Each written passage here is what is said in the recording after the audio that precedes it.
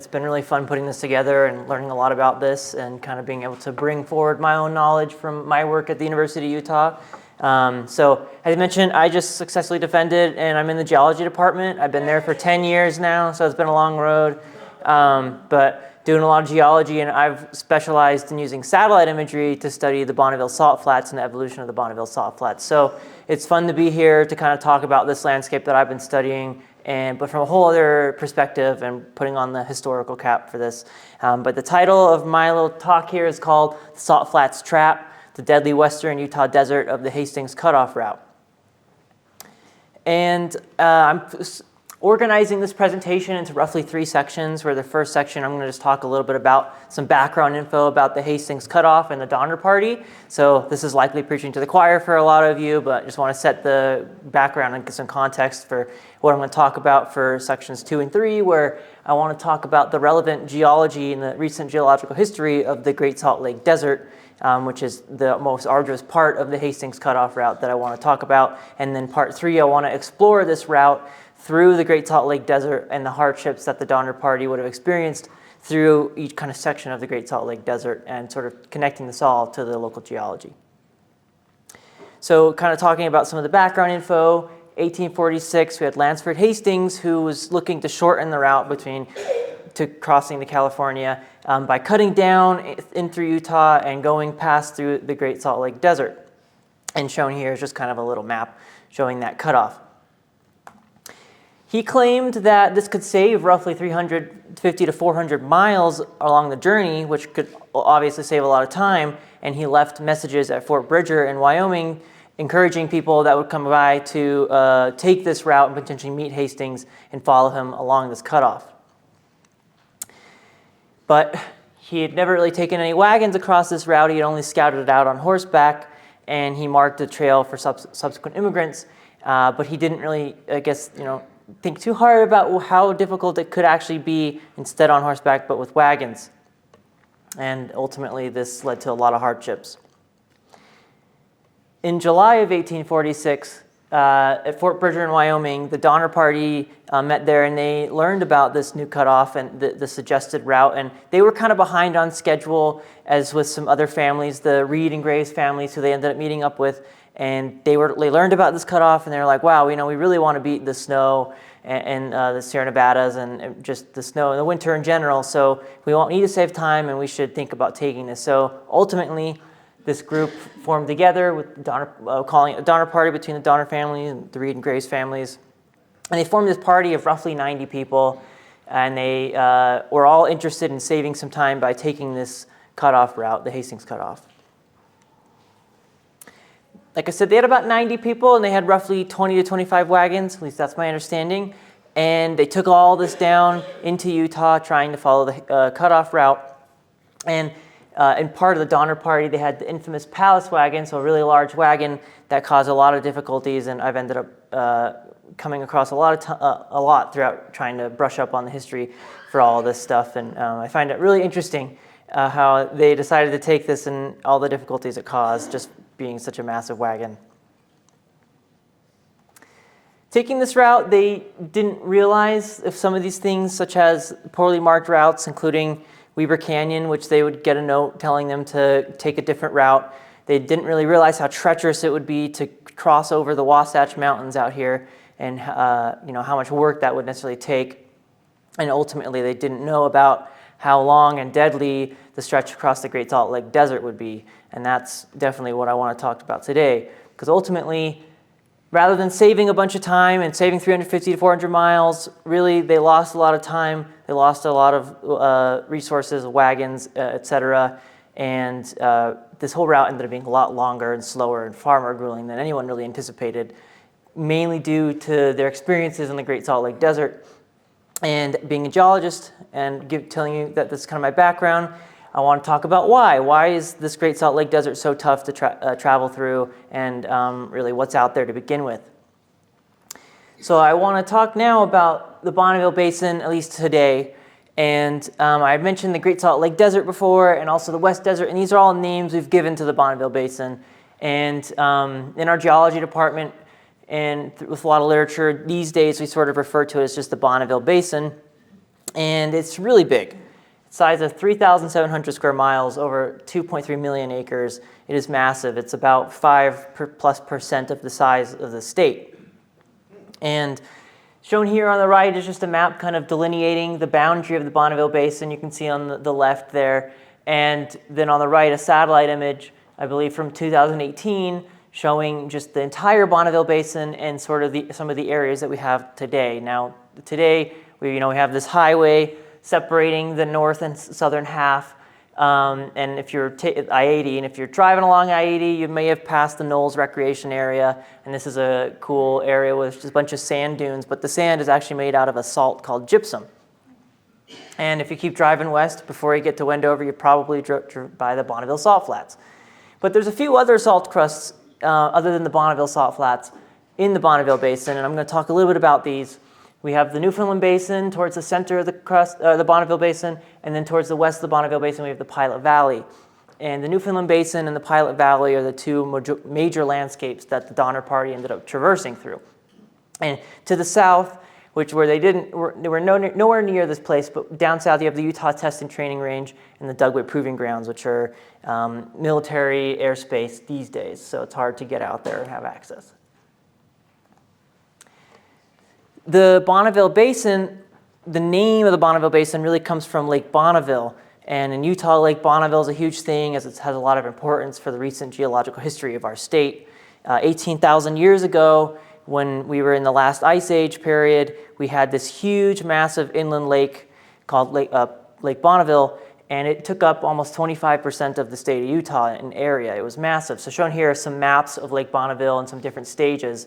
And it was a closed basin lake. This is really important, and this really describes why we have the features and sediments that we do today in the Bonneville Basin, is that it had no outflow. This lake didn't have a river that would take outflow all the way to the ocean. Almost every lake typically will have some sort of river output that'll bring that water somewhere else, and that water can stay somewhat fresh. But in this case, this was a closed basin. It just stayed there. So this is really critical, and I'll talk a little bit about how this led to what we have today. And you may notice that we have the Great Salt Lake kind of pointed out on these maps, and it's fun to just know that the Great Salt Lake is a modern remnant of the Pleistocene Lake Bonneville. So it didn't fully dry up yet. We still have it essentially today, just a really small version that we call the Great Salt Lake. And Lake Bonneville had many stages to it. There were some times where it was a little lower and then where it reached its maximum. And when we talk about Lake Bonneville, people a lot of times think about the Bonneville shoreline that you can find all across the northern part of the state. And the Bonneville shoreline was formed during the maximum extent of the lake. So a lot of people sort of relate Lake Bonneville to the Bonneville shoreline, even though it had multiple different stages. If you go out west, you can see large shoreline features with the Provo shoreline, which was the most recent large shoreline after there was a huge flood when Lake Bonneville was at its largest extent. Towards the Idaho-Utah border, the lake overflowed this little levee, and it caused a massive violent flood that lasted hundreds of years. And then you can see that level dropped, and then it became the Provo shoreline. And then climate began to get drier, and the lake started to evaporate, and then you can see it started dropping around 15,000 years ago. And it's since then has been sort of at a state closer to what we have today.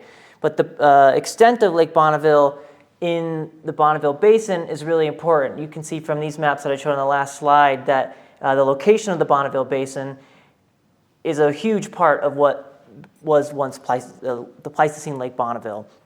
And Lake Bonneville spent a lot of time leaving this area submerged underwater and ultimately depositing a lot of sediments.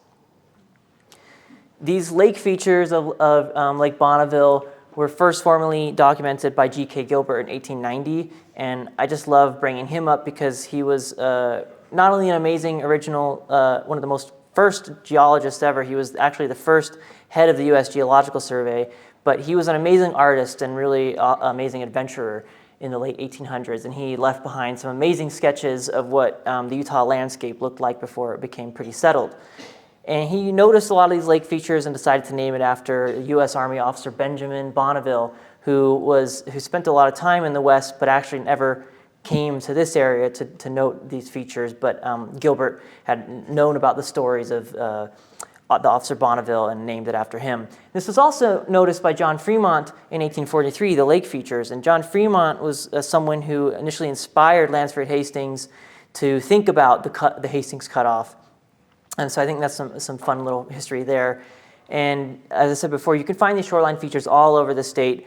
And most importantly, this lake left behind many, many sediments, many, many gravels, where the Bonneville Basin is a beautiful example of this. But how did it leave behind so many sediments? And why is the Bonneville Basin so difficult to traverse? Well, I mentioned the Lake Bonneville was a closed basin lake. And as all of the rocks in the area were eroding from rain or ice or whatever, they would start to break up into smaller particles, and they would start to chemically turn into other minerals or different constituents. And they would all get accumulated in rivers and streams, and they would get flow towards Lake Bonneville. So all of these rocks during the thousands of years that Lake Bonneville was around here, they essentially would disintegrate into smaller particles that would then go to the lake. And in the lake, they would go through chemical transformations, and they would stay there. They weren't able to escape. So everything through this period stayed in this location.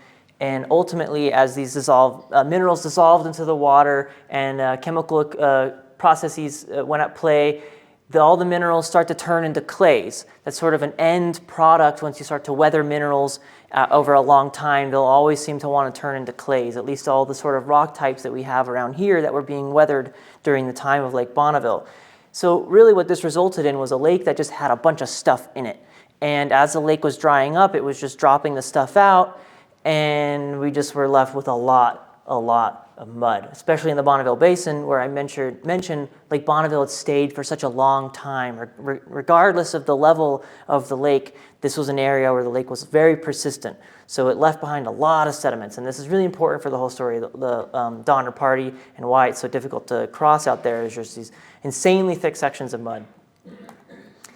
But then we also have salt. That's a huge part of the story. I talked about the salt flats, the Bonneville Salt Flats, and there's some other salt crusts in the Bonneville Basin, and we also have the Great Salt Lake. Why is it so salty out here?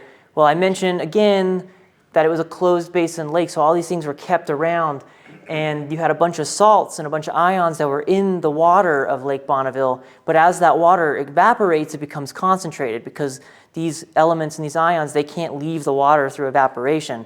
So the water kept on getting more and more and more concentrated until we got to a point where there's minerals that were dissolved in the water that could no longer just stay dissolved, and they have to precipitate out. They had to become solids, precipitate out, and fall to the floor, and ultimately left a bunch of brines all over the northern part of Utah as Lake Bonneville evaporated further, and hence the Great Salt Lake. So I mentioned, since it's a modern remnant of Lake Bonneville, as it's evaporated through time, so much has become so concentrated and so salty. But this concentration is what has led to the accumulation of salt deposits, especially in the Bonneville Basin. And I just kind of want to note that as the water will evaporate and become concentrated in different ions, they'll start to precipitate out in different sequences depending on the original composition of the water. And they take these divides, these chemical pathways, and this is important that I'll show in the next slide.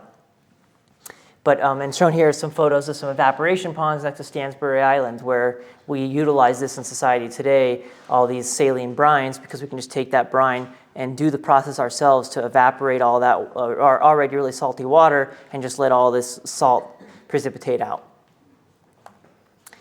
But the sequence that these minerals have precipitated out along evaporation follows this kind of zonation, this ringed appearance that you see on the left, where as water initially starts to get concentrated, it will precipitate out calcium carbonate minerals, which also can be thought of as limestone. And then it precipitates out gypsum, which is a sulfate salt. And I mentioned if you drive along I-80, you'll pass the Knolls Recreation Area, and that's an area full of gypsum. And then the last thing to always precipitate out of really salty fluids is halite, table salt. And we see this out in the Bonneville Basin. I mentioned there are these three crusts. You kind of see labeled 1, 2, and 3. And the blues there are showing where there's salt, where there's halite. This is a map from satellite imagery that I've put together in the past showing the location of different sediments within the Bonneville Basin. You can see there's a ton of carbonate clays. So as the lake was concentrating, as it was evaporating, you deposited out of solution both clays and carbonates. So you get like this mix in the sediments all throughout the Bonneville Basin. But then you can see in the reds, there's gypsum, and then in the blues, the halite. So you can see the zonation diagram on the left. We can see that clearly in the Bonneville Basin. And I mentioned that there's these three crusts. We have the Bonneville Salt Flats, Newfoundland Basin, and the Pilot Valley. So I want to kind of just talk about each, since it'd be hard to kind of talk about the Bonneville Basin without giving a little background on each of these different crusts and how they differ from each other, and talk about, recognize the ones that the Donner Party would have actually crossed over. But first I want to talk about the Bonneville Salt Flats, since this is kind of the most well-known salt crust that we have, not only in Utah, but in North America, and might even be the most famous salt crust in the world. There are thousands of people who come out here every year who are part of the land speed racing community because it's public land, and they've been allowed to come out here and utilize this landscape for recreation for over 100 years. And it's a beautiful place. If you haven't been, I highly suggest taking the time to go out there. If you love your car, maybe don't drive out on the salt unless you want to hit up a car wash right after. But there's a little pull-off area where you can go and walk out onto the salt, and it's a really neat landscape. This is an aerial photo kind of showing the Bonneville Salt Flats looking to the northwest. And this is the Silver Island mountain range right here, and right behind that in the back, you can actually see the Pilot Valley landscape. I want to point out that the Donner Party did not actually pass through this portion of the Bonneville Salt Flats. They passed north of the Bonneville Salt Flats proper, and so when I show these photos, they didn't pass through this exact landscape, but what they would have passed through would have looked very similar, as there would have been a lot of smaller salt crust scattered that's had similar characteristics to this sort of landscape that we have today. And here's some photos from the Bonneville Salt Flats over the past couple years, just showing how wild it can look out there and the crazy textures you get when you have over a foot of salt beneath your feet. And when the salt is exposed to evaporative conditions throughout the summer, how it matures and evolves. It's insane stuff. I've been out there once, and I'll go out there a couple days later, and it looks completely different. It changes so rapidly out here, not only on the salt crust, but all throughout the entire basin. It's a very dynamic landscape and always changing. So it's sort of a challenge today, is trying to talk about what it might have looked like in the mid-1800s, because it changes so fast, even a couple days today. So I can't, it's hard to imagine necessarily what it would have exactly looked like back then. And I mentioned there's a lot of recreation out here. You get thousands that come out with all sorts of different vehicles. It's very diverse. And then you get people who come out here to recreate in many other ways. Like you see this person on skis who was out here being towed around behind a car, just skiing on the salt. I mean, it's crazy what people come out here to do, but most popular is land speed racing. And some of these vehicles, they go over 500 miles an hour, and it's quite the sight to not only be on the crust, but also see people on the crust going this fast. It's a crazy culture, and it's really cool. But as you can imagine, it's not always clear and fun out here. Sometimes it's really easy to get stuck, and it's easy to have a bad day. Even when the salt looks dry, if it's even a little bit wet, you can sink right through, because what's beneath the salt, it's a bunch of clay. It's just like carbonate clays that I mentioned that are all throughout the basin. In some places are hundreds of feet thick. And once you go through the salt, there's almost no coming back. So getting stuck is easy, but getting out is really hard, as you can see, especially from the bottom photos here, where, you have like a centipede of tow trucks just trying to get each other out, and they can't. They're just digging each other in further. And this is what it's like out there. No matter the size of your vehicle, the size of your tires, if you go through, it's just like good luck getting out. And this is not only just for the Bonneville Salt Flats, this is for the entire basin, because as I mentioned, those muds are everywhere out here, and they're all the same composition. So if they're even just a little bit wet and you start to sink through, you're just going to keep sinking. Now I'm going to move on to the Newfoundland Basin. This is towards the center, the northern central part of the basin, and this is a really interesting place, because this place for sure doesn't look anything like it would have in the 1800s, at least today. And I'm going to talk about why and how it's actually due to us as humans. But here's some cool views. You can see there's this mountain range, the Newfoundland range, in the middle of the Bonneville Basin. And here's a view of what it looks like when you're on that range looking south.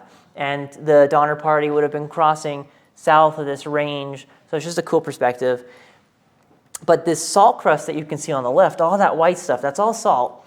And it's a huge salt crust. It's more than 10 times as large as the Bonneville Salt Flats, but it's man-made. This is the craziest part.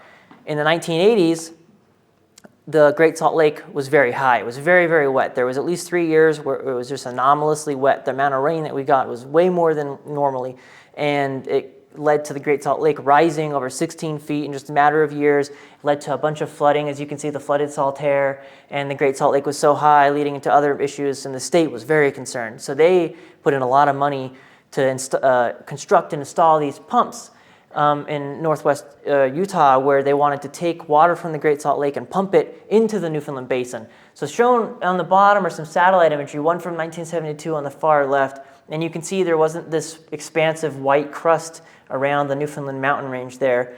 And then in the 1987 is when they started this pumping project, which lasted 1987 through 1989, and they pumped a bunch of water, as you can see, and they actually pumped out 10% of the salt that was in the Great Salt Lake into the Newfoundland Basin.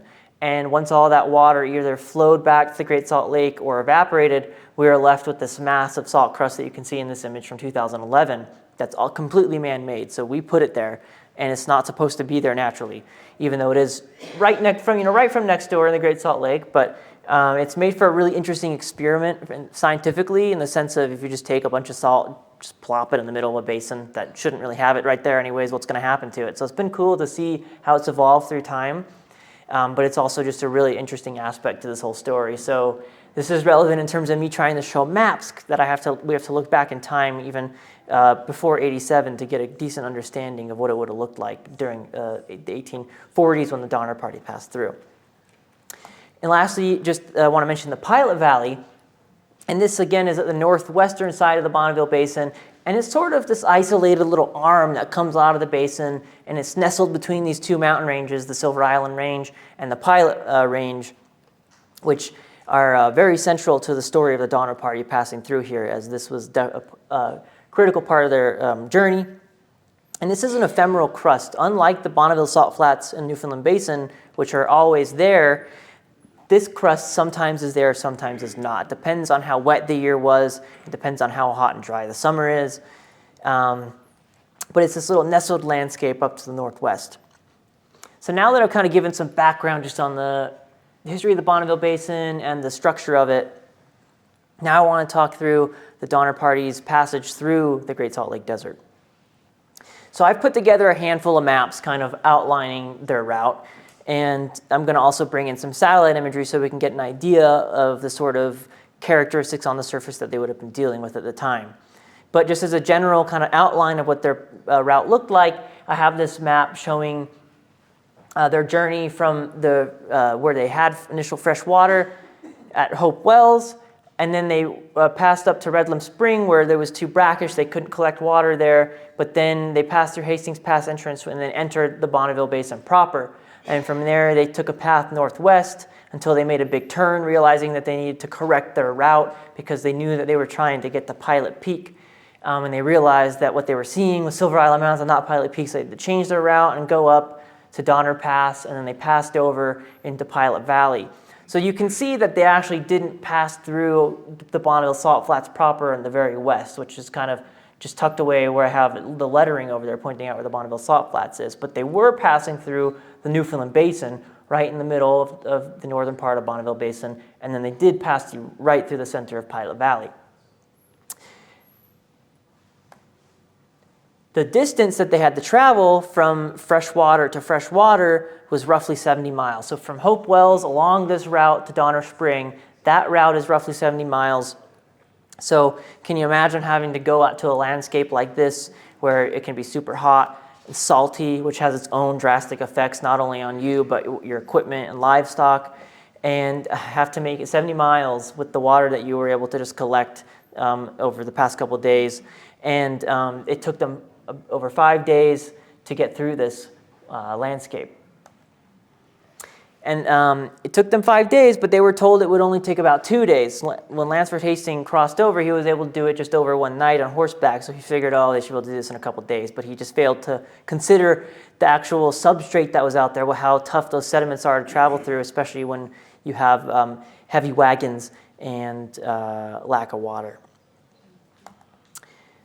So I'm going to start going through some of the satellite imagery that I have of this area to kind of walk through the sort of surface features that they would have encountered. And as I mentioned, since we have the Newfoundland Basin crust that's man-made, if I were to look at recent imagery, more recent than 1987, we'd see this false surface that really wouldn't tell us too much about what it was like in the mid-1800s. So what I did is I grabbed some satellite imagery from 1984, which I'm going to be walking through as shown here. So this is some satellite imagery from the Landsat satellite. So this is a NASA satellite.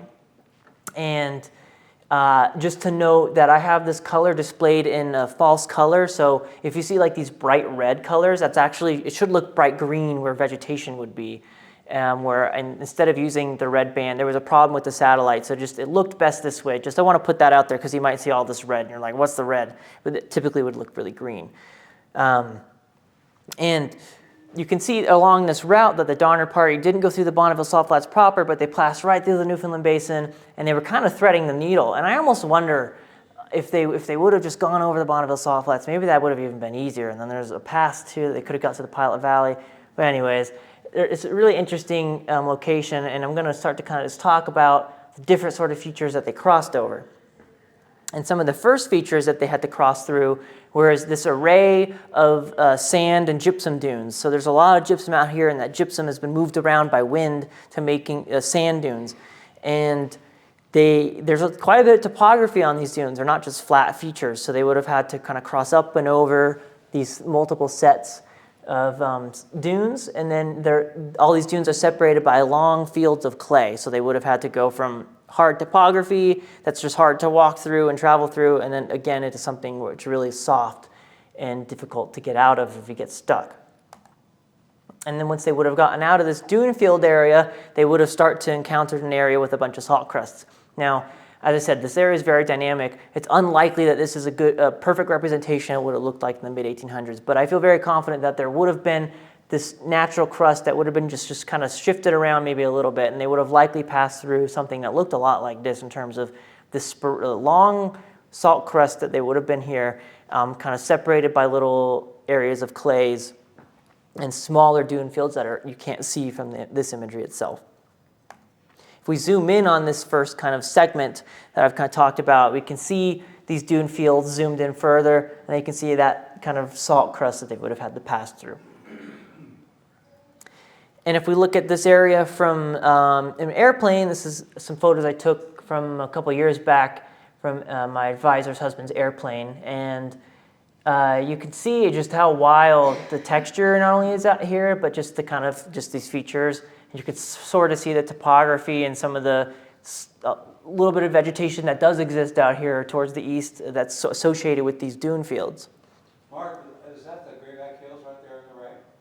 I think this is a bit north. It's a little bit north of where they would have come in, but this is right in that area. And here's a photo right from around there, but looking straight down. And you can, this is a really cool photo showing just how wild it is out here. I mean, it's just crazy stuff. You have all this gray coloring is just all that clay, that carbonate clay that I was mentioning. So that would have been really soft, especially if it would be any sort of wet. And then you have these weird circular things, and these are kind of just, these are actually still a little bit of a mystery. We haven't gone out in the field to necessarily look all around and figure out exactly what these are, but I think they're small little dune fields mixed in with clays, and you can see there's some like little vegetation kind of scattered throughout. And I was told that they called this portion of the path a serpentine path of mud pots along this route, and I think that it definitely looks very serpentine and a very interesting area, so it would have been wild to pass through. But the next sort of challenges they would have faced after they would have come out of this kind of salt crust area, they would have just come into the largest span of just pure mud that they would have encountered. There probably could have been some small salty patches here and there, and I should have mentioned in this last slides that they probably would have been happy to see salt because it acts almost like a little protective surface on the top where it can provide enough firmness to the surface where maybe they could have gone across it without sinking through. Meanwhile, if you're on clay, it's just good luck. If it's dry, maybe. If it's wet, you're going to fall through. But if you see some salt, then you might have a chance. So they probably were hoping to find some more salt crusts that probably made life a little easier. But this area is where they would have been a huge field of clays, and they had to start turning north as they realized they were starting to head towards what is not actually the Pilot Peak or the Pilot Range towards the west, but is actually the Silver Island Mountains, because when you're in the basin looking west, it's really there's a lot of visual phenomena that make it, such as mirages, that make it really tough to really see the scale of the landscape, and it makes it really easy to mistake the Silver Island Mountains as something that's further away.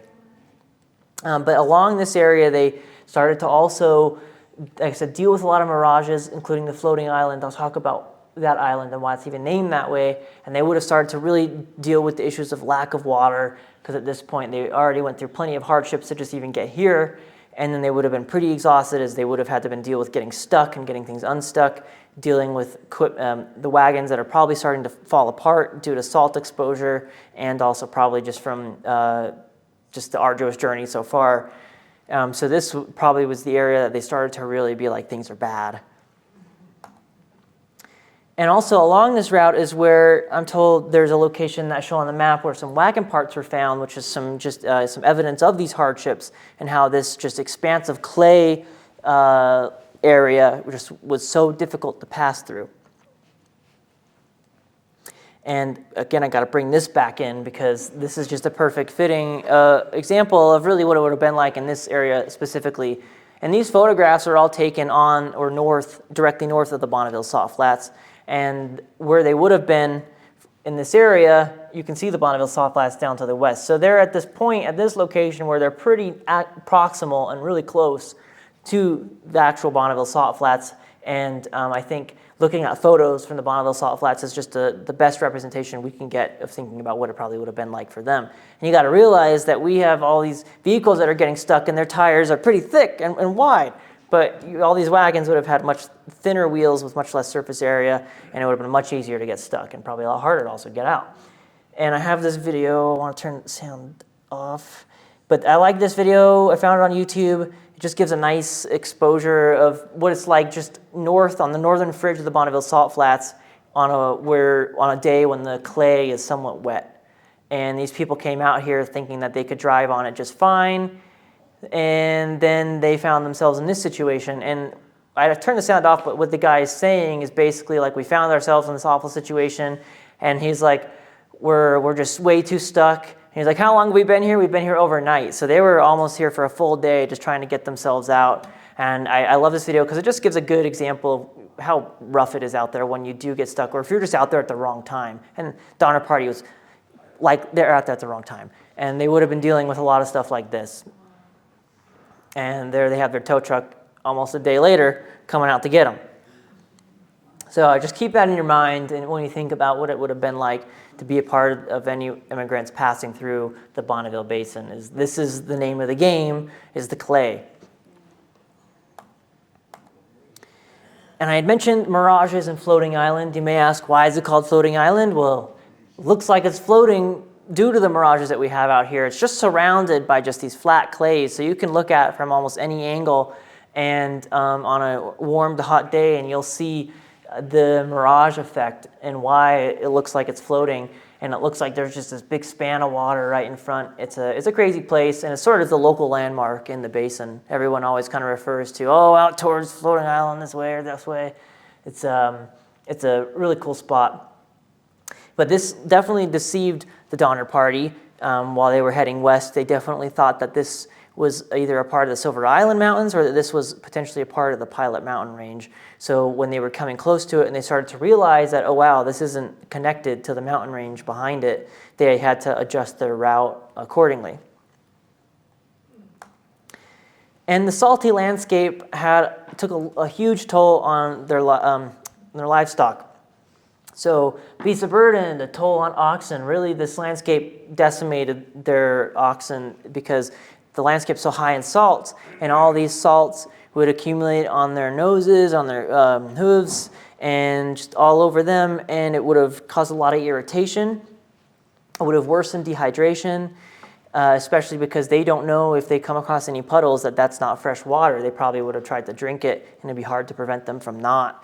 But this would have just caused a lot of issues, and there's really no suitable vegetation out there for grazing. So the animals, they not only couldn't get the energy back and recover or stay hydrated, but they also became very irritated. And the reports account that they were either going mad or stampeding, so they had to either just let some go before they went mad, or once they went mad, they had to let them. They would just run off, and they lost most of their oxen along this journey, especially in this area that I was just kind of talking about near the floating island region.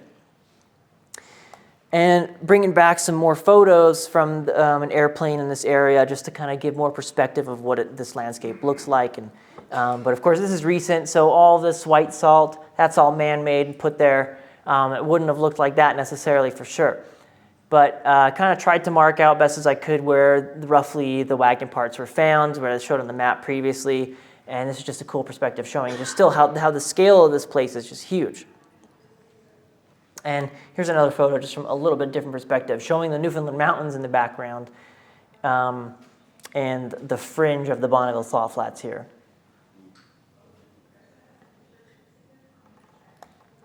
So once they passed the floating island, they realized they had to come around to the north and then pass through Pilot Valley to get to Pilot Peak. So from here, though, so many of their wagons became stuck that they really had no wagons at all at this point. They either broke apart or they just had to leave them behind. So from this point forward, they were pretty much just all on foot. And they didn't have really any livestock left, or not nearly as many, and they didn't really have any water left. A lot of people were getting separated due to exhaustion and dehydration. So this was where things also really just started to go really wrong, even though it's very likely that this area wouldn't have been as challenging to pass through, as they started to kind of use the side of the mountains, which is still a lot of clay, but there's other sediments out there that have kind of fallen off from the mountains that also provide some, makes it a lot easier probably to walk across on foot. But at this point, with how exhausted they likely were, it was probably really, really tough going. And here's a zoomed-in view of what that looks like, this area, just right off the tip of Floating Island, and just kind of on this little peninsula almost of the Silver Island Mountains. And then they come up to Donner Pass, which is just kind of some hilly terrain that they have to pass over to then get into Pilot Valley. And here's what a Google Earth view of just this area looks like. Once they get into this area, you can kind of see these other sediments and some of the vegetation that likely would have kind of helped keep the sediments, hold them together a little bit more and make it hold together under your feet better. But you can see Pilot Valley in the background there, so they were going through and they had to go to Pilot Peak out in the back. And so this is the rest of the journey they took. Once they passed through Donner Pass, they would have then once again returned back to really deep clays. Pilot Valley is just like towards the center of Newfoundland Basin, where you have very, very deep clays. And Pilot Valley is actually kind of notorious since it's surrounded by mountains, and these mountains get snow in the winter. All of the snow will kind of melt and then accumulate as melt water in Pilot Valley. So it's much wetter in Pilot Valley than typically it would be at like the Bonneville Salt Flats or Newfoundland Basin. So it's very likely that this would have still been just as challenging, or maybe even more challenging than some of the places that they were just experiencing in Newfoundland Basin itself, due to the wetness and how clays act when they get wet.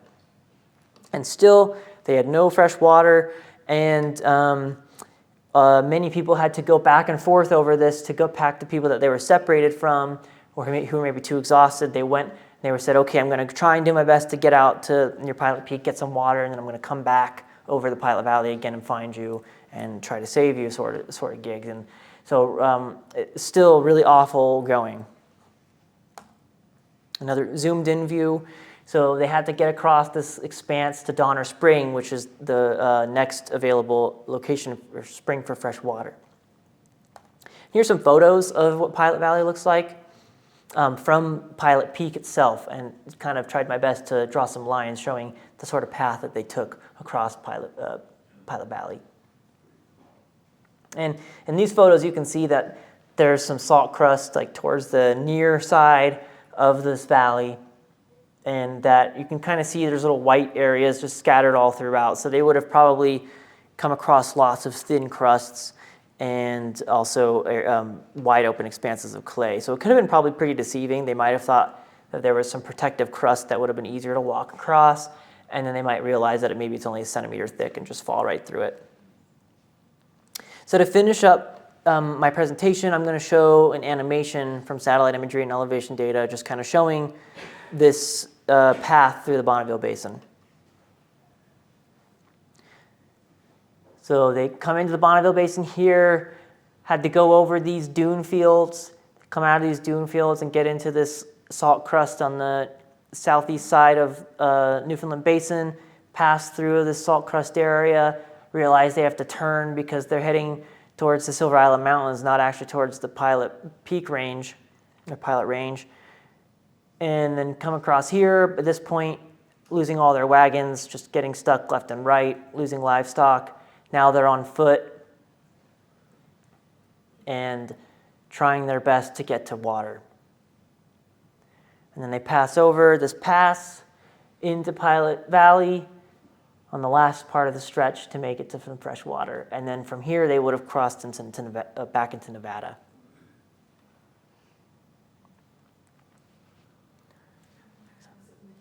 Do we know roughly where they might have been when they only stayed alive because they put the dogs on top of them and the blankets out in the salt flats? I'm not sure about that personally. Maybe Steve? I don't know what that is.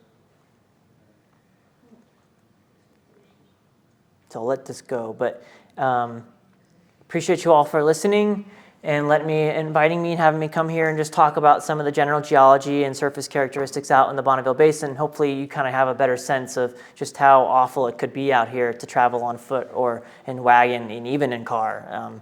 It's a crazy place, and time again I just hear about people getting stuck out here and how awful it is to get stuck.